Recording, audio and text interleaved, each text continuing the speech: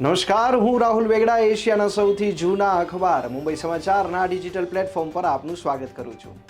ચાલો જોઈએ આજની મુખ્ય હેડલાઇન્સ. બાંગ્લાદેશમાં રાજકીય સંકટ, નોબેલ વિજેતા મોહમ્મદ યુનુસને કાર્યકારી વડાપ્રધાન તરીકે નિયુક્ત કરાયા. બાંગ્લાદેશથી દિલ્હી પહોંચી એર ઇન્ડિયાની ફ્લાઇટ, યાત્રીઓએ કહ્યું કે હવે સ્થિતિ કાબૂમાં, કાલથી સ્કૂલ કોલેજ ચાલુ થશે. રાષ્ટ્રપતિ દ્રૌપદી મુર્મુ આજે 3 દિવસની રાજકીય મુલાકાતે ન્યૂઝીલેન્ડ પહોંચશે. રાષ્ટ્રપતિ દ્રૌપદી મુર્મુ પ્રધાનમંત્રી ક્રિસ્ટોફર લક્સન સાથે મુલાકાત કરશે અને એજ્યુકેશન કોન્ફરન્સને પણ સંબોધિત કરશે. દિલ્હી રાષ્ટ્રભવન ખાતે આવેલું અમૃત ઉદ્યાન 16મી ઓગસ્ટથી 15મી સપ્ટેમ્બર સુધી સામાન્ય જનતા માટે ખુલ્લું રહેશે.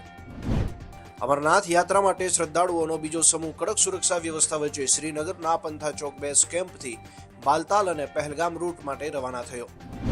મહારાષ્ટ્ર વિધાનસભા ચૂંટણી માટે મહાવિકાસ આઘાડીની બેઠક વહેંચણી પર આજે ચર્ચા થશે.